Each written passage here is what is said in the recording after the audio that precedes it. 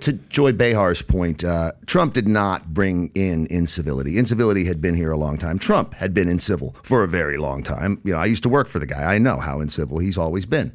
The culture has been shifting toward incivility and this me narcissism for a very long time. And it's exacerbated constantly, and it just grows exponentially each year, I find. This case in particular, this guy seemed batshit crazy, had a grudge, wanted to hurt Dave Chapelle in front of everybody. Okay, that's different. That's a little different than what Will Smith did.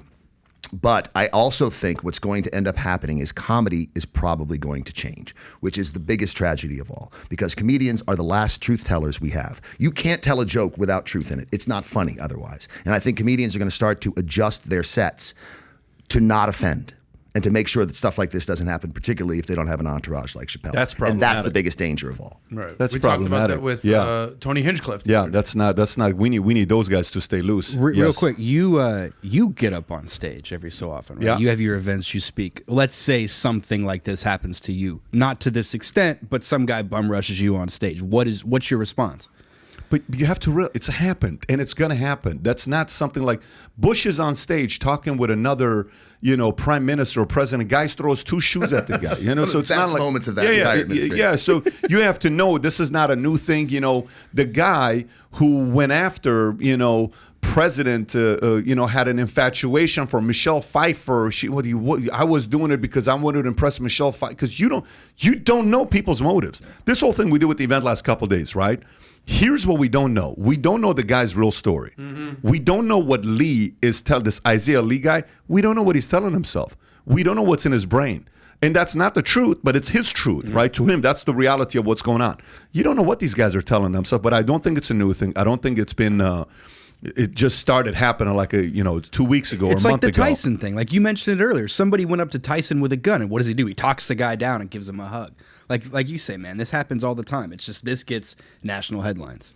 Yeah, the only difference is if they do something like that and hurt a guy size of Chappelle with his kind of a notoriety, shit's going to change very quickly. Yeah. So that's the one thing they have to realize. Shows are going to change, format's going to change, security is going to change, everything's going to change. So just think about having to stand in line for 4 hours to get in. How annoying is it to go to a show? Imagine waiting for 4 hours. We had President Bush at one of our events, 4 years ago, right? So we've been working on, we invited him and we invited Obama. Obama doesn't do anything in August. Our events are always in August. And Bush said, I'll make it. So he came to the event. Do you know we had to have 100 Secret Service agents? We had to have security where, metal detectors everywhere. We had to invest that money and have it everywhere to come in.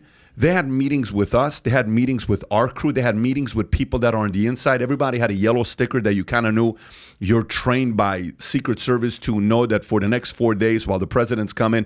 They were so fully prepared for it, right? Things are going to escalate when things like this happen. I just don't think this is the last event that we're going to hear about. I think it's going to. You hit the nail on the head with the 9/11 reference. Yep, you said that 9/11 happened September. Boom, a couple months later, November. TSA. Yeah. Okay, so It's weird that the Hollywood Bowl didn't have metal detectors. I think they would. The Hollywood Bowl, but it will. crazy. Is my point. Yeah, now it's God forbid Dave Chappelle's in the hospital with some stab wounds. Boom, the TSA reference becomes all too real. Into the Hollywood, into the movie. Think about it. We used to just go into arenas, into theaters. Hey, walk right in, get your seat. Right. Now you're getting COVID tested. You're going through metal detectors. They're patting you down.